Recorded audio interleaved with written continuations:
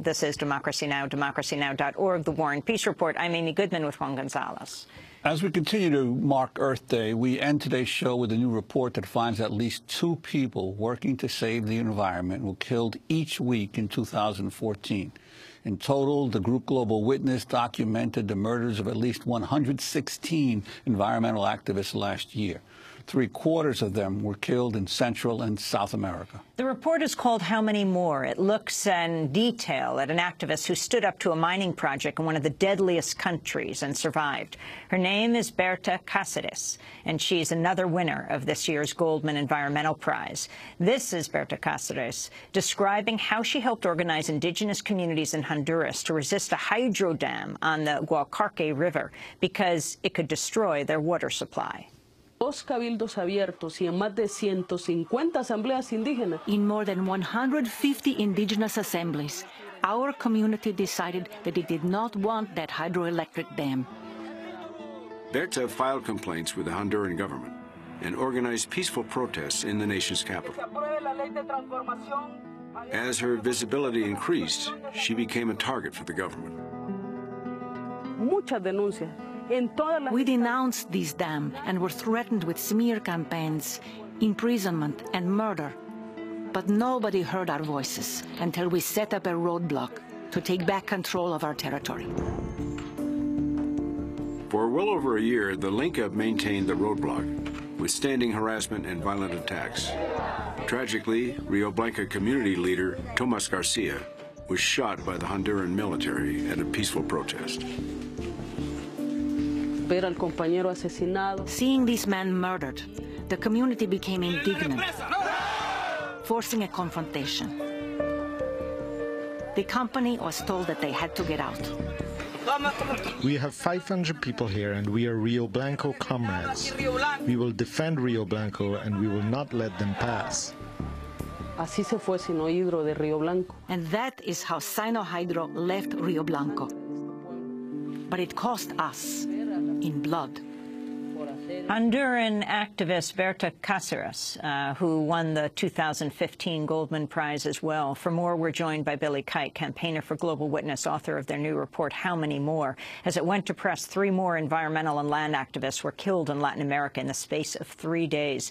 Billy, welcome to Democracy Now! Lay out for us this report and what you have found. Sure. So we found last year that over 116 people that we know about were killed defending their rights to the environment and land. A shocking 40% of those victims were indigenous communities. So we're seeing more and more that the competition for natural resources is intensifying and having very disastrous effects. And why so many in Central and South America being killed? Well, there's a long history of social conflicts and social movements in Central and South America.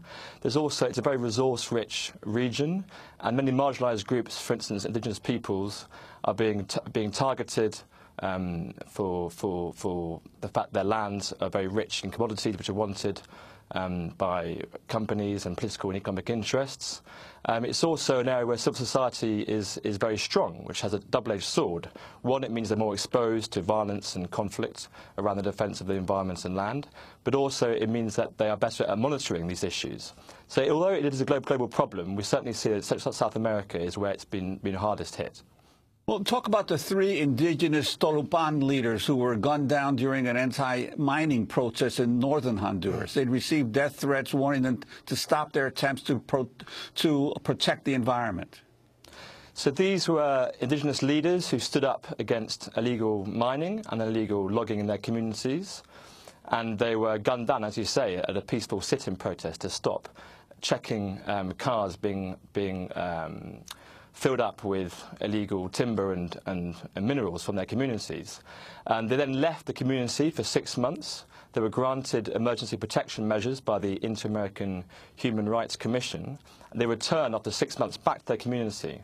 But the perpetrators are still at large. They're still walking freely in the village without, even though they have police arrest warrants out for them. And even, a couple of weeks ago, one of the leaders who'd been threatened was killed, and this person had protection measures from the Inter-American Human Rights Commission. So it's still very much an ongoing crisis in that area. Can you tell us a little more about the 2015 Goldman Prize winner, who we just played a clip of, Berta Cáceres, and her significance in what she's doing in Honduras? Well, she's an emblematic case. I mean, she's a very courageous activist. She fights for indigenous rights, but also women's rights as well. Her leadership in COPIN, the indigenous network in Honduras, has been inspirational for many, many people. She's suffered threats against her life. 2 of her children have had to flee the country because of these threats. She continues to receive threats. Even recently, she received attempted plans to kidnap her. And despite this, she still struggles on with the fight to protect indigenous areas and the rivers of the Rio Blanco community. And what is the responsibility of international bodies or governments on this issue of continuing killings of environmental activists around the world? Well, our report has shown there's been a 20% increase last year from the previous year. And of these killings, this is almost double the amount of journalists killed in the same period, but it doesn't have the same amount of attention. This is a hidden crisis which people need to monitor. International bodies need to really stand up and have a real wake-up call and realise that this is an issue. And what needs to happen is that governments need to make sure that perpetrators are accountable, that the problem is monitored systematically, that people are actually put in jail for these crimes, and the heightened risk posed to these environmental land rights activists is recognised. For instance, a Human Rights Council resolution would be helpful as a starting point to really put pressure on governments to act and bring perpetrators to account. Impunity breeds violence, and the environment is now seen as a key battleground for human rights, and people are dying every day for the protection of these rights. In countries that are seen to have somewhat progressive leaders, like Evo Morales in Bolivia or Rafael Correa in Ecuador, in these particular countries, there's huge battles with the government and indigenous rights activists, environmental activists around the extractive industries, and the government's relying on this. Can you talk about this? Sure. So I think those governments, we have to be careful because they have 2 different discourses. One is the domestic audience, one is the international audience. Internationally, they're seen as the kind of purveyors of Madre Tierra, Pachamama, Mother Earth. But actually, the reality is that they are selling off a lot of their country's resources, particularly in the Amazon region, for instance. An Ecuadorian activist was killed during the UN Climate Change Conference in Lima last year, for instance, and there are links with his activism and to the fact that he was murdered. So yes, we are seeing a lot of resource-rich areas being sold often in secret resource deals, and this really must end. That's what the kind of crux of the problem, the fact that governments and companies are allowing indigenous land, other communities' territories to be sold off to the highest bidder. And you mentioned the Amazon, the key role of the Amazon in the fight to save our Earth, and the activism there. Has there been any reduction in the violence against environmental activists in that region of the world? I wouldn't say so, no. I mean, just literally in November, December last year, 4 indigenous leaders in the Peruvian Amazon were killed by illegal loggers.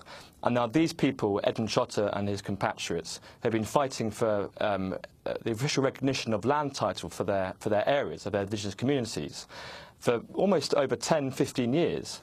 And the Peruvian government refused to officially recognise their land title, even though this had been promised over a long period of time.